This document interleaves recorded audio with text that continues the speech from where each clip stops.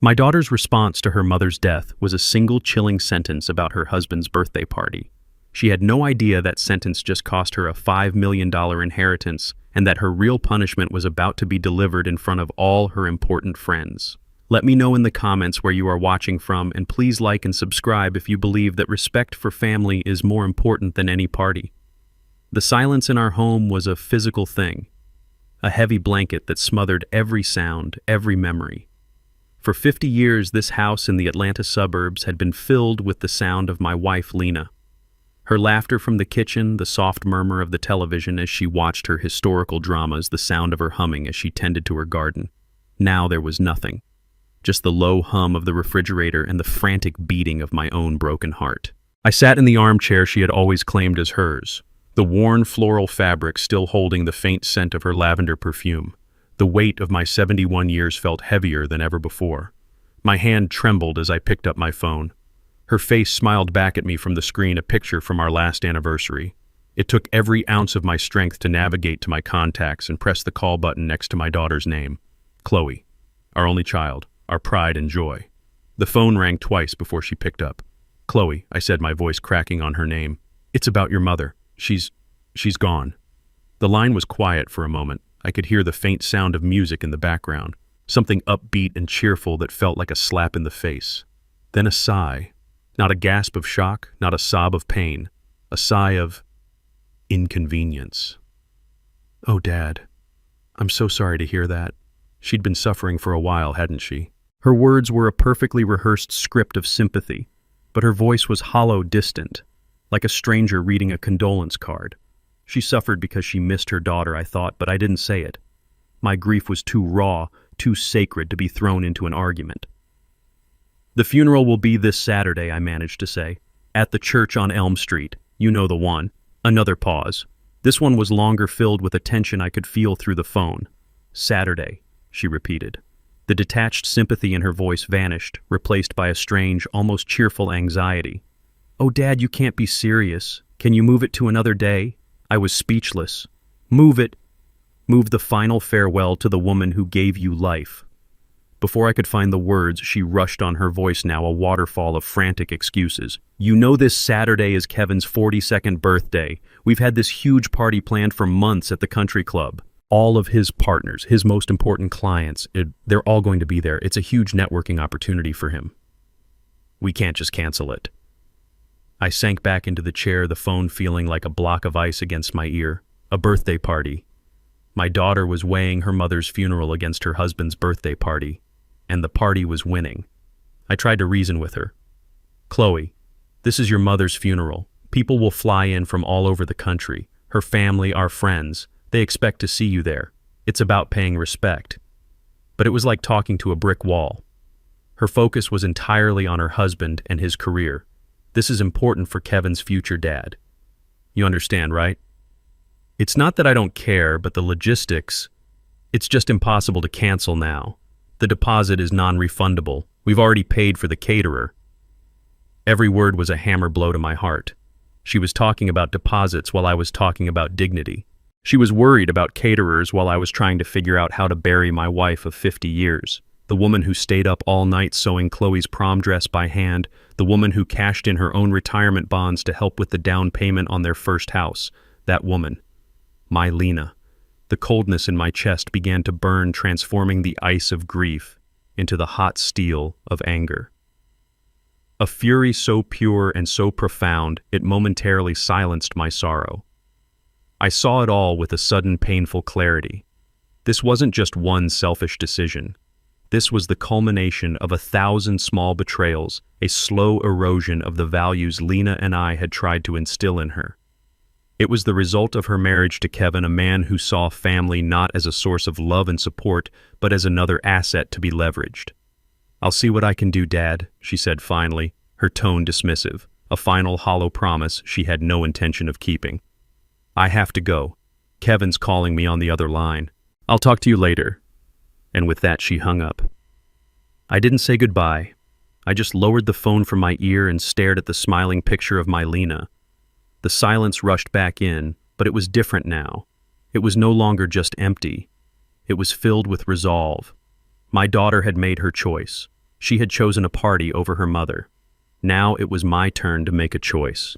And I knew with absolute certainty that my choice would change her life forever. That phone call replayed in my mind, each word a fresh wound. But as the anger settled, it unearthed a deep, painful history. This wasn't a sudden break. It was the final crumbling of a foundation that had been cracking for years, ever since Kevin Miller walked into our lives. I remember the day Chloe brought him home like it was yesterday. It was a crisp autumn afternoon, and Lena had spent the entire day cooking. She made her famous gumbo, the one Chloe used to say she could eat every day for the rest of her life. When Chloe walked in, her face was lit up with a kind of happiness I hadn't seen before. And next to her was Kevin. Tall, handsome in that clean-cut way, with a firm handshake and a smile that seemed to have been professionally polished. He was a financial advisor from Buckhead, he said, one of the wealthiest parts of Atlanta. He spoke of investments and portfolios with an easy confidence that impressed Lena, and I admit, even me. We saw a successful man, a white man who seemed to adore our daughter. We saw a secure future for her. We were so proud we were blind. The first crack appeared over dinner. Kevin looked into his bowl of gumbo, the rich, dark stew that held generations of our family's history, and he poked at it with his spoon. "It's very rustic," he said, the word hanging in the air like an insult. Lena's smile faltered for just a second. I saw the hurt in her eyes before she masked it. "It's an old family recipe," she said warmly, trying to bridge the gap. Chloe, who should have defended her mother's cooking, just laughed lightly. "Oh, Mom, Kevin's just used to five-star restaurants. His palate is a little more refined." Refined. That was the word she used. As if our food, our culture, was somehow crude. I watched my daughter, the girl who used to lick the gumbo bowl clean, now looking at it through a stranger's eyes, through Kevin's eyes. That night as we cleaned up, Lena was quiet. "He didn't like my cooking," she said softly, not as a question but as a statement of fact. I held her and told her the man was a fool with no taste, but we both knew something had shifted. Chloe was creating distance, putting up a wall between her new life and her old one. The small cracks began to multiply. Whenever they visited, Kevin would make subtle, dismissive comments. He called our neighborhood quaint, but his tone made it sound like run down. He'd look at the sturdy oak furniture I'd bought with the first big check from my construction company and say, "Have you ever considered something more minimalist?" Chloe would just smile and squeeze his arm, a silent signal of her allegiance. She was so caught up in the life he was offering her, the country club memberships, the European vacations, the designer clothes, that she couldn't see he was teaching her to be ashamed of where she came from. He was isolating her from us, one refined taste at a time, and she was letting him, eagerly. The first major tremor, the one that showed me the true nature of the man my daughter had married, came about a year later. We were all sitting in the backyard for a Sunday barbecue. It was a perfect Georgia day, the sun warming my face. Lena was showing Kevin the rose bushes she'd planted when Chloe was born. They were her pride and joy. I was grilling ribs, the smell of hickory smoke filling the air. It was a scene of perfect domestic peace. And then Kevin shattered it. He cleared his throat and looked at me with that slick professional smile of his. "Elijah," he began. "Chloe and I were talking. We've been looking at your finances and we think you and Lena are sitting on a gold mine with this house." I stopped turning the ribs. "What are you talking about, Kevin?" He gestured around the yard at the towering oak tree I planted the day Chloe took her first steps. "This property value has skyrocketed. You could sell this place cash out and move into a high-end retirement community. My firm actually manages a beautiful one just north of the city. Top-of-the-line amenities, 24-hour security, managed care. It would be a smart move, a way to secure your future." I looked at him, then at Chloe, who was nodding in agreement, a hopeful look on her face. They didn't see a home. They saw an asset. They saw a number on a spreadsheet. My voice was low and steady when I finally spoke. "This is not an asset, Kevin. This is our home." Lena planted every tree in this garden with her own 2 hands. We brought our daughter home from the hospital to this house. Every mark on the doorframe is a record of her growing up. You don't sell memories. I expected Chloe to understand. I expected her to jump in and say, "Of course, Daddy, he didn't mean it like that." But she didn't. She looked at me with frustration, her brow furrowed. "Dad, don't be so sentimental. Kevin is just talking about being practical. You're not getting any younger. This big house is a lot to maintain." Her words hit me harder than any insult from Kevin could have. Sentimental. She called me sentimental, as if a life's worth of love and labor was a foolish weakness. I turned off the grill. My appetite was gone. "The conversation is over," I said, my voice leaving no room for argument. "We will never sell this house." Kevin's smile tightened. He had lost, and he didn't like losing. But it was Chloe's reaction that truly broke my heart. Later, as they were leaving, she pulled me aside. "Why do you have to be so stubborn?" she whispered, her voice sharp with annoyance. "Kevin was just trying to help. You always have to be so difficult." Difficult. Because I wouldn't sell my soul for a profit. That was the day I realized the battle wasn't against Kevin. The battle was for my daughter's heart. And it was a battle I was beginning to fear I had already lost. After the argument about selling the house, the air between us grew thick with unspoken words.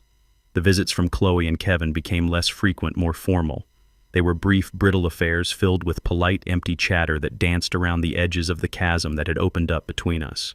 The easy laughter that once filled our home was gone, replaced by a strained silence.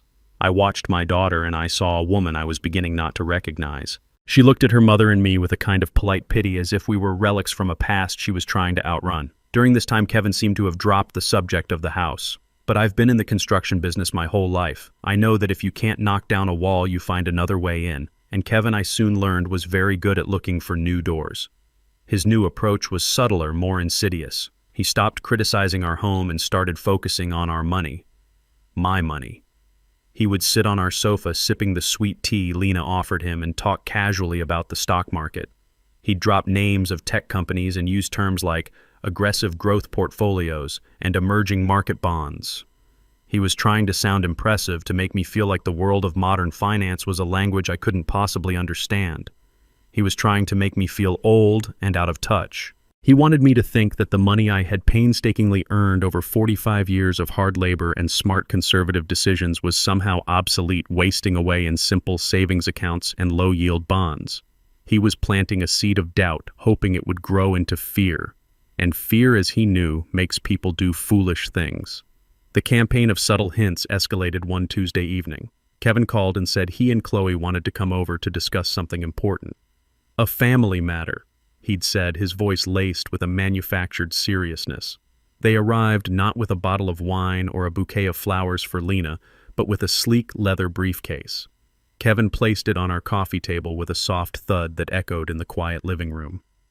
He opened it and took out a laptop and a stack of glossy brochures. This wasn't a family visit. This was a sales pitch.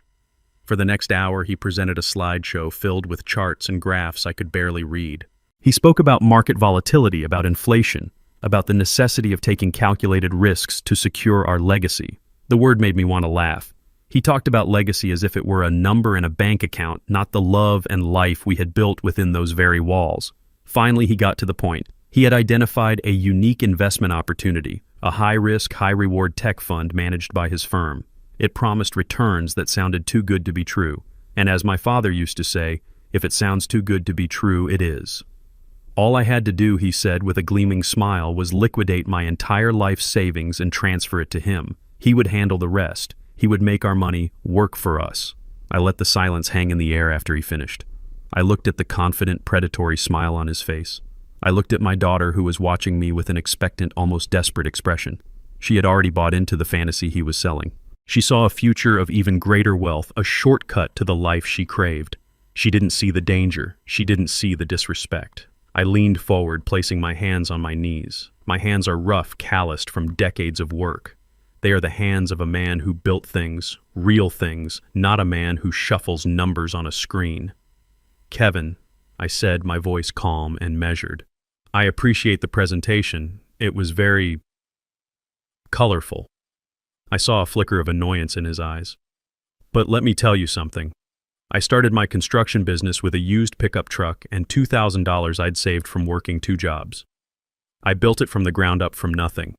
I've managed payrolls, I've negotiated million-dollar contracts, and I've weathered 3 recessions. I know how to manage my money, and the first rule I ever learned is you don't put all your eggs in one basket, especially a basket you don't understand and can't see." I tapped one of his glossy brochures. "You're asking me to give you everything I've ever worked for, everything I've built, to protect my wife and my family, and trust it to a fund full of companies I've never heard of. I'm not going to do that. Kevin's professional mask slipped. The polished smile was gone, replaced by a tight, angry line. Elijah, he said, his voice dripping with condescension. With all due respect, the world has changed. You can't just let money sit in a savings account. That's not how wealth is built anymore. That is how my wealth was built, I countered, my voice hardening. It was built with sweat and caution, not with gambling. The room was thick with tension. Chloe jumped in, her voice pleading. Daddy Kevin's one of the best advisors in the city. He's just trying to help us, to help you. I looked at my daughter. Is he Chloe, or is he trying to help himself? The accusation hung in the air, undeniable. Kevin snapped his laptop shut and began packing his briefcase with sharp, angry movements. He knew he had lost. His pride was wounded. The visit ended moments later with cold, clipped goodbyes at the door. I knew it wasn't over. I knew he would use my daughter as his weapon. And I was right. She came back 2 days later. Alone. The moment she walked in the door, I could see the storm in her eyes. She didn't even sit down. She stood in the middle of the living room, her arms crossed her body, rigid with anger. How could you? She started, her voice shaking. How could you embarrass Kevin like that? He comes here on his own time, trying to do something nice for you, trying to secure your future, and you treat him like a criminal. I remained seated. I treated him like a salesman, Chloe, which is exactly what he was. He's not a salesman, he's my husband. He's family. She yelled the word family, sounding like an accusation. Why do you always have to be so suspicious? Why do you always think someone is trying to scam you? He was just trying to help. I rose from my chair slowly and stood before her, my heart aching for the beautiful, trusting girl she used to be. The girl who had been replaced by this angry, defensive woman. I looked her straight in the eye. My voice was quiet, but it carried the weight of my 71 years. Family doesn't look at each other's checkbooks before they look into each other's eyes, Chloe, I said. For the last 2 years, your husband has shown more interest in my financial statements than in my life. He's shown more concern for my portfolio than for your mother's health. Trust is earned, my girl. It's not a right of marriage. He hasn't earned mine. She stared at me, speechless for a moment, her anger momentarily replaced by shock. But the wall Kevin had built around her was too high, too thick. Her anger returned a shield to protect her from the truth. I can't believe this, she whispered, shaking her head. You're impossible. She turned and walked out, slamming the door behind her. The sound echoed through the house, a definitive, final sound. The visits didn't just become less frequent after that. They stopped. The chasm between us had become a canyon, and I was standing on one side watching my daughter disappear into the distance on the other. The silence that followed Chloe slamming the door was a different kind of quiet. It wasn't the peaceful quiet of a settled home. It was the dead quiet of a wound, a silence that festers. For a while, life continued on the surface. Lena and I fell back into our rhythm, a dance of 50 years that needed no words. We tended the garden, we read on the porch, we watched old movies. We pretended that the chasm that had opened up with our daughter wasn't there. We didn't talk about it. The pain was too great, and Lena, I could see, was holding on to the hope that Chloe would come around. She believed in the goodness of her daughter's heart, even as I was beginning to believe that heart was no longer her own. And then the world shifted beneath our feet. The doctor's office was cold, sterile, and smelled faintly of bleach. The words came at us wrapped in medical jargon phrases like metastatic carcinoma and treatment protocols. But they all boiled down to one terrifying word: cancer.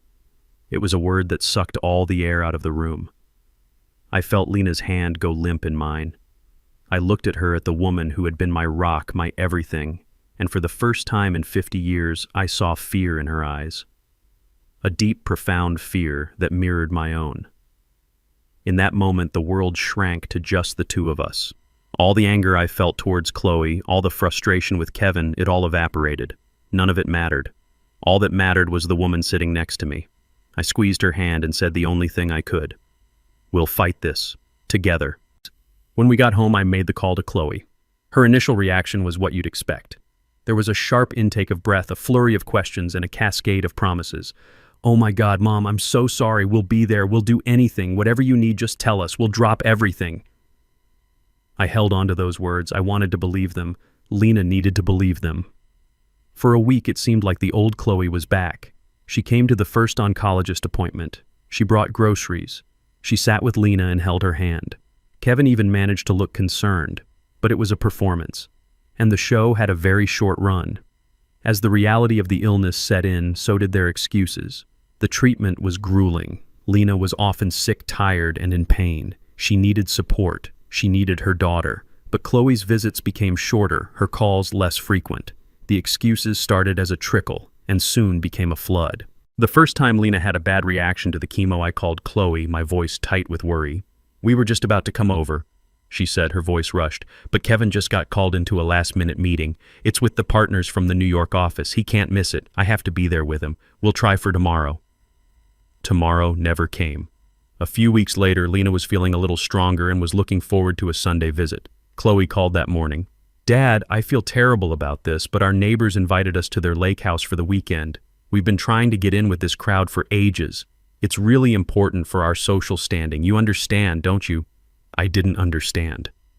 I didn't understand how a lake house could be more important than your mother. But I just said, "Okay, Chloe, your mother will be disappointed." Her response was a quick, "Tell her I'll bring her something nice." The most unbelievable excuse came a few months into the treatment. Lena was scheduled for a particularly difficult round of chemotherapy and would need to be in the hospital for a few days. We had told Chloe about it weeks in advance. The day before she was admitted, Chloe called. "So I know the timing is awful," she began. "But Kevin and I have that trip to Italy booked. We did it almost a year ago. Everything is non-refundable. We would lose thousands of dollars if we canceled now. And honestly, with all the stress lately, we really need a break to recharge." I was stunned into silence. My wife was fighting for her life, and my daughter was complaining about losing a deposit on a trip to Tuscany. She needed to recharge. I looked over at Lena, who was asleep on the sofa looking so small and frail. "You go on your trip, Chloe," I said, my voice dangerously calm. "You go and recharge." I hung up the phone before she could hear the contempt in my voice. They went to Italy. They posted pictures on social media. Chloe smiling in front of the Colosseum. Kevin raising a glass of wine at a vineyard. And all the while, my Lena was in a sterile hospital bed fighting a war inside her own body.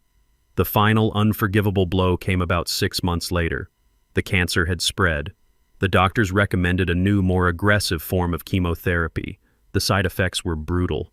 Lena was in the hospital weaker than I had ever seen her. She could barely eat. She could barely speak above a whisper. But every time she opened her eyes, she would ask the same question. "Is Chloe coming today?" Her daughter was all she wanted. I knew it was a long shot, but I had to try. I called Chloe, and for once I let the desperation into my voice. I didn't yell. I pleaded. "Baby girl," I said, using the name I hadn't called her in years. "Your mother is asking for you. She's very weak. She needs you. Please, just come for an hour. Whatever you have planned, just cancel it, please." I heard her hesitate. I thought maybe this was it. Maybe the gravity of the situation had finally broken through the wall of selfishness. "Okay, Daddy," she said softly. "I'll be there tomorrow afternoon, I promise." That promise was a lifeline. I told Lena, and a small, hopeful light returned to her eyes. The next day was agony. Every time the door to her room opened, Lena's head would turn with a painful slowness, her face filled with anticipation only to fall again when it was just a nurse. I watched the clock on the wall, each tick a testament to our vigil. Afternoon bled into evening. I kept telling her, "She's probably just stuck in traffic, sweetie." But I knew. Deep down, I knew. At 6 o'clock, my phone finally rang. It was Chloe. I stepped into the hallway to answer it. Before I could even say hello, her voice loud and fizzing with excitement burst through the speaker. "Dad, oh my God, you are not going to believe what just happened. Kevin got it. He got the promotion. Senior vice president. His boss just called him. We're all going out to that fancy steakhouse downtown to celebrate tonight. I'm so proud of him." The world stopped. I could hear the clatter of hospital carts, the distant chime of a call button, but it all sounded like it was coming from underwater. My daughter was celebrating a job title while my wife was fading away in a room down the hall. My voice was a dead, flat whisper. "What about your mother, Chloe?" Her excitement didn't even dip. "Oh, right, gosh, I'm so sorry. With all this excitement, I completely forgot. I can't make it to the hospital now, obviously. This dinner is a command performance. Just tell Mom congratulations for us, will you? And tell her I love her, and I'll try to come by this weekend." Try. She would try. I hung up the phone without another word. I stood in that sterile hallway for a long time, my hand resting on the cool wall, steadying myself. I had to compose my face. I had to erase the rage and the heartbreak. I had to go back into that room and lie to the love of my life. I walked back in and sat by her bed. She looked at me, her eyes full of questions. "Was that Chloe?" she whispered. I took her hand. It felt as fragile as a bird's wing. "Yes, sweetie," I said, forcing a smile that felt like it was cracking my face. "She sends all her love. She got tied up in a huge last-minute project at work. A real emergency. You know how dedicated she is. She's so sorry, but she'll be here just as soon as she can." Lena looked at me, her gaze searching my face. She knew. A mother always knows. She tried to smile back, a faint, heartbreaking curve of her lips. "Of course," she whispered. "She's a busy girl. My busy, successful girl." But the light in her eyes dimmed. The flicker of hope was gone, replaced by a deep, weary sadness that I knew mirrored my own. In that moment, watching the profound disappointment settle over my wife's face, I knew with a certainty that was as cold and hard as steel that my daughter was gone. The person on the other end of that phone was a stranger who had chosen promotions and parties over family and love. I sat there all night holding Lena's hand, listening to the steady beep of the machines that were keeping her alive. I was grieving for two people that night.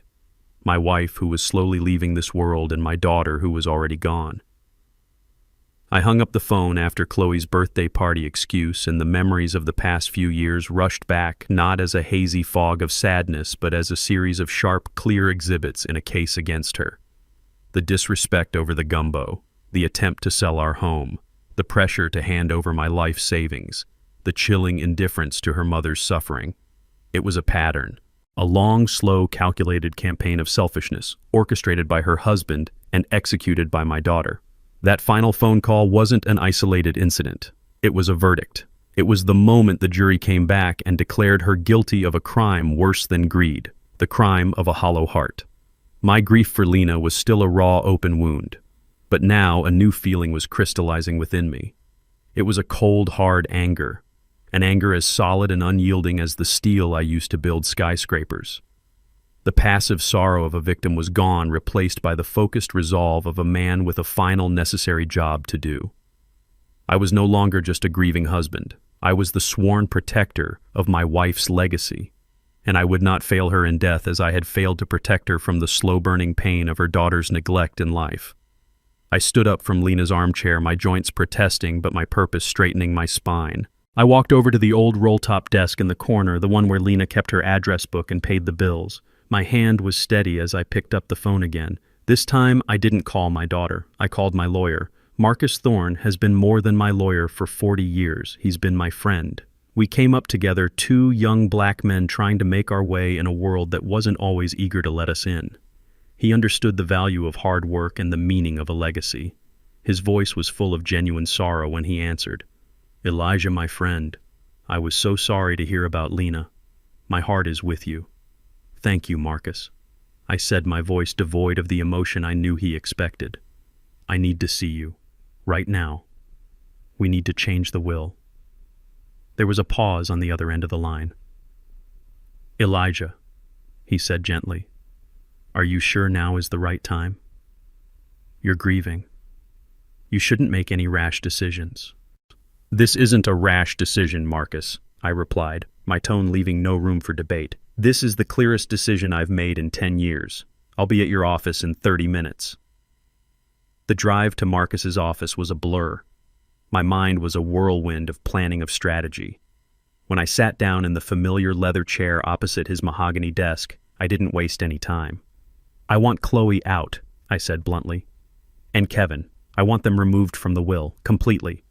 Marcus leaned back, steepling his fingers. He had the patient, thoughtful face of a man used to dealing with high emotions. "I can do that, Elijah. It's simple enough.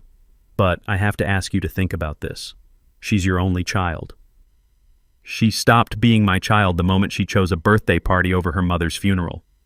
I said the words tasting like ash in my mouth. "But I don't want to just cut her out. That's too easy. It's too clean. She'll just think I'm a bitter old man who acted out of anger. She'll tell herself a story where she's the victim and she'll move on with her life, her and that leech she married. I leaned forward, my hands flat on his desk. I don't want her to move on, not yet. I want her to understand. I want her to feel the weight of what she threw away. I want her to be forced to look at the true legacy of her mother, the legacy she spat on. Marcus listened, his sharp eyes studying my face. He saw that this wasn't just about anger, it was about justice. A very specific, very personal kind of justice. "What are you proposing, Elijah?" he asked. And that's when the plan began to take shape, piece by painful piece. We talked for over 2 hours. At first, my ideas were raw, fueled by rage, but Marcus, with his calm, logical mind, helped me refine them. He helped me turn my raw anger into a precision instrument. The goal was not just to punish, but to illuminate. We would attack the two things Chloe and Kevin valued above all else, their money and their public image. I wouldn't just disinherit her, I would redirect the inheritance. I would take the $5 million they were so eagerly waiting for, and I would turn it into a monument to everything Lena stood for and everything they had rejected. First, I said, the idea forming in my mind with a beautiful, terrible clarity. The bulk of the money, everything they thought would be theirs, will go to the hospice. The very place where Lena spent her last days, cared for by nurses who showed her more compassion than her own daughter did. We will donate it in her name, a massive publicly announced donation. I want a plaque on the wall, the Lena Vance Memorial Wing. I want them to have to drive past that building and see her name, knowing it was built with their inheritance. Marcus nodded slowly, a small smile playing on his lips. That's a powerful statement, Elijah. I'm not finished, I said. Lena was a history teacher. She believed in education. She believed in giving a hand up to kids from our old neighborhood, kids who had the brains, but not the money. So we're going to create something else. The Lena Vance Scholarship Fund. It will provide full-ride 4-year scholarships to university for underprivileged African-American students from our community. Her legacy won't be a new sports car for Kevin or a bigger house for Chloe. Her legacy will be doctors and lawyers and engineers who came from nothing just like I did. A legacy of hope, not greed. Now Marcus was truly smiling. "And how," he asked, "do you plan on delivering this news?" My own smile was grim. That's the final piece. I'm going to wait. I'm going to let them think they're safe. They'll come crawling back after the funeral full of fake apologies trying to secure their position. And I'm going to let them. And then when the time is right, I'm going to deliver the news myself. I thought for a moment, and then the perfect poetic justice of it all hit me. Chloe told me she couldn't come to her mother's funeral because of Kevin's birthday party, the party he just had to have for his career. I think that would be the perfect venue, in front of all his important friends and business partners. I'll give him a birthday present he will never, ever forget. Marcus looked at me, his expression a mixture of awe and concern. Elijah, that's brutal. No, Marcus, I said, standing up, feeling lighter than I had in months. It's not brutal. It's precise. It's earned. It's what Lena deserves. Her memory won't be a footnote in their greedy lives. It will be the headline, and I will write it myself. The funeral was a quiet, dignified affair. Our church was filled with people whose lives Lena had touched. Old students, fellow teachers, neighbors, family. Everyone was there except the one person who should have been in the front pew next to me. Chloe didn't come. Instead, she sent a wreath of white lilies so large and ostentatious, it felt more like an advertisement for a florist than a tribute to a mother. It was a hollow, expensive gesture that perfectly summarized the woman my daughter had become. For 3 weeks after we laid my Lena to rest, there was silence. I knew they were giving me space, letting me grieve, but I also knew it was a calculated move. They were waiting for the right moment to reestablish contact to ensure the lines of inheritance were still secure. The call came on a Tuesday. Her name flashed on my phone and I felt a cold calm settle over me. Daddy. Her voice was like warm honey, a sweet, sticky performance of concern. I've been so worried about you. I wanted to give you some space, but I miss you. We miss you. I played my part. I'm getting by, sweetheart. Well, she continued, her voice brightening, Kevin and I thought what you really need is to get out of the house, to be around family. You know his birthday is this Saturday and we're having a big party at the club. We want you to be the guest of honor. It would mean the world to us if you came. There it was. The invitation. an olive branch not of peace but of greed, a way to parade their forgiving nature in front of their friends while ensuring the old man and his money were still in their grasp. This was my moment, the opening I had been waiting for. "Of course, Chloe," I said, my voice perfectly level. "I wouldn't miss it. In fact, I have a very special birthday gift for Kevin that I'd like to give him." I could almost hear the sigh of relief on the other end of the line, the sound of a trap snapping shut on the trappers themselves. "Oh, Daddy, that's wonderful. He'll be so thrilled," she chirped. "Oh, he'll be something I thought, but it won't be thrilled." The night of the party, I put on my best suit, the charcoal gray one Lena always said made me look distinguished. I drove to the Northwood Country Club, a place of sprawling green lawns and hushed old money. As I gave my car to the valet, I could hear the sound of forced laughter and clinking champagne glasses drifting from the grand ballroom. This was their world. A world built on surfaces, on appearances, on who you knew and what you owned. Walking in, I felt like a ghost from another time. Chloe and Kevin spotted me immediately and rushed over their faces masks of loving concern. "Daddy, you made it," Chloe said, kissing the air next to my cheek. Kevin clapped me on the shoulder with a familiarity he hadn't earned. "Elijah, so good to see you. You're looking sharp."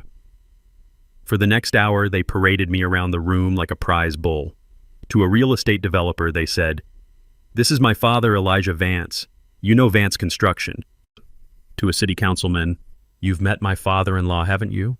A true Atlanta success story.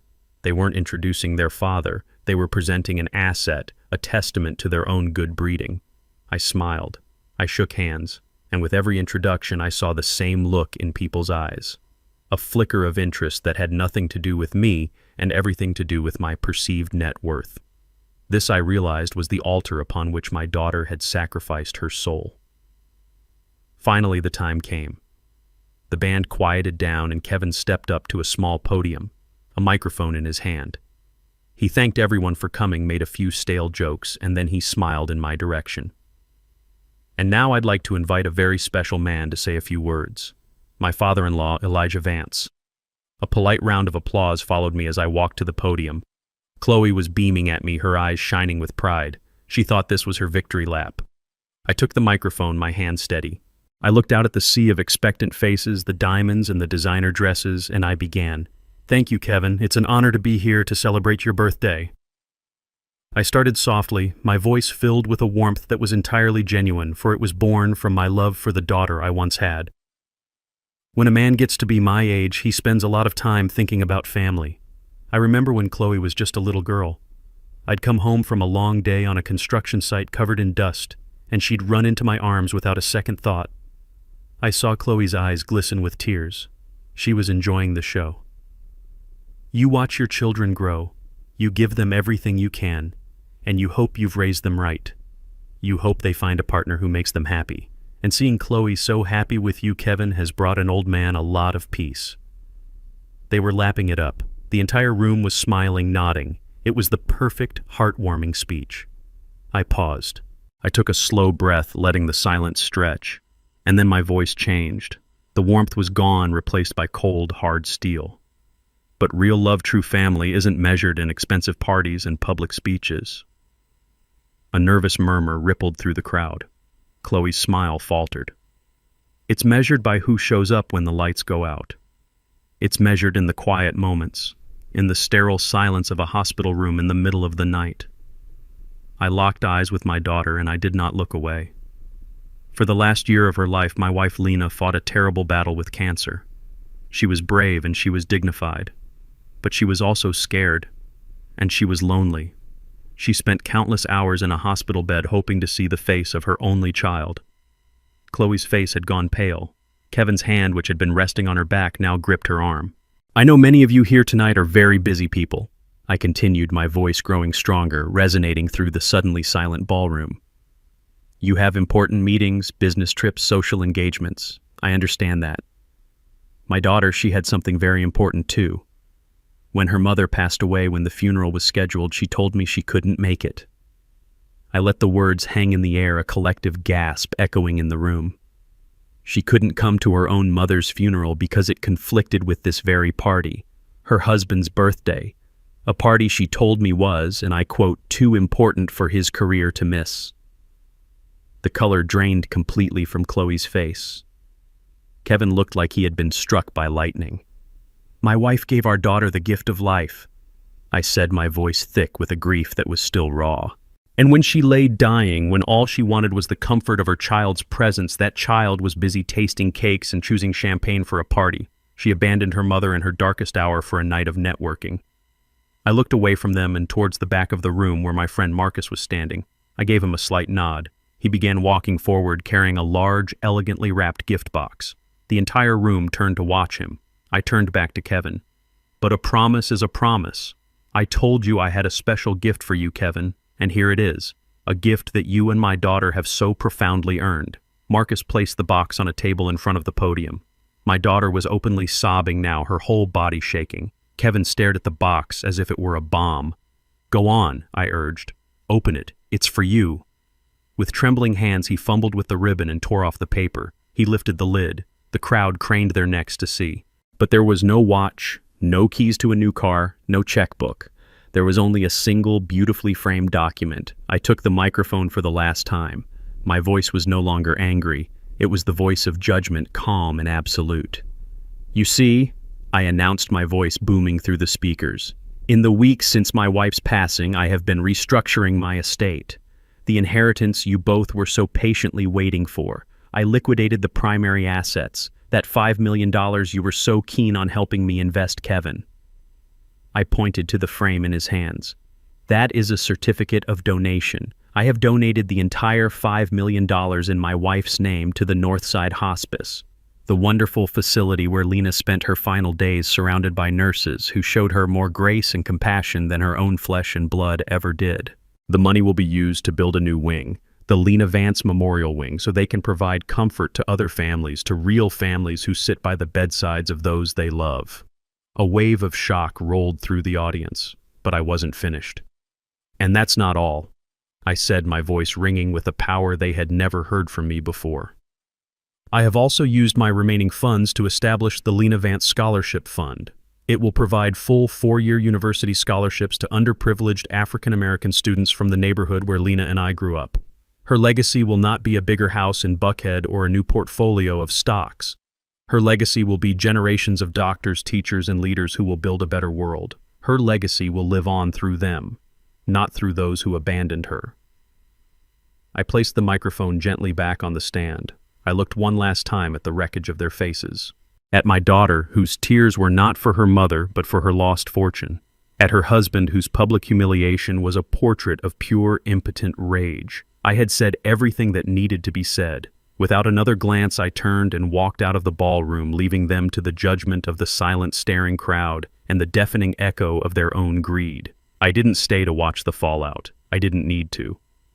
As I walked through the ornate doors of the country club and into the cool night air, I could feel the shockwaves ripple behind me. I could imagine the frantic whispers, the sideways glances, the hurried exits of guests, not wanting to be associated with the spectacular implosion of the Miller family's reputation. The story of that night would spread through their elite circles like wildfire, a delicious piece of gossip about the greedy son-in-law and the heartless daughter who were publicly disinherited in the most dramatic way possible.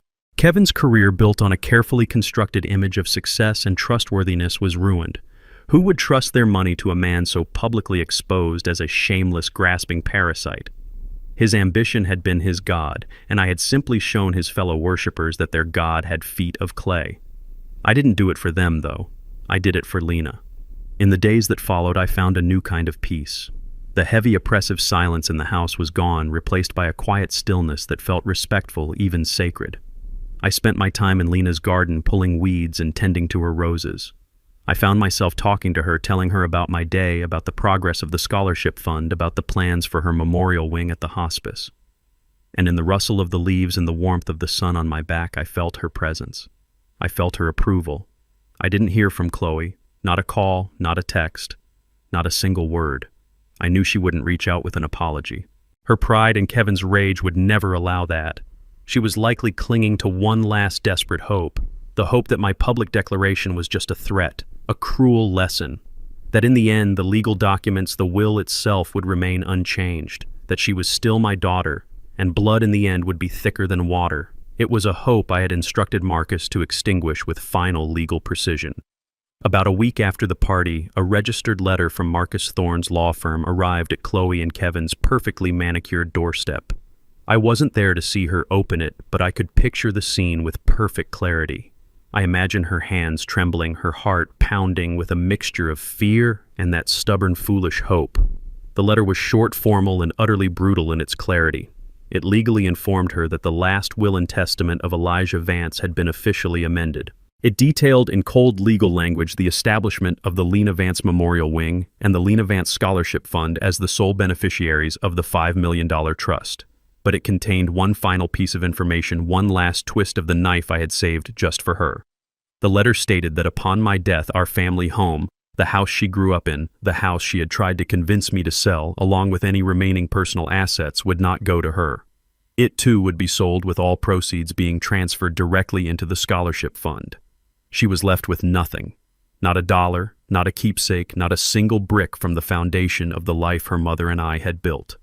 The letter was not an act of anger, it was an act of severance, a legal confirmation of a spiritual truth. She was no longer a part of our family's story. A few days later, on a bright, clear morning, I drove to the cemetery.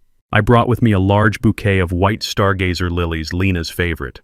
The cemetery was quiet, peaceful. I found her headstone, a simple, elegant piece of granite that read, Lena Vance, beloved wife and teacher, her legacy is love. I knelt down, my old knees cracking in protest, and carefully arranged the flowers. I traced the letters of her name with my rough fingertips. I stayed there for a long time, not saying anything at first, just feeling the peace of the place, feeling close to her. Finally, I began to speak my voice, a low murmur in the quiet air. Well, my love, I said, it's done. I told her everything. I told her about the party, about the looks on their faces. I told her about the donation and the scholarships that would bear her name.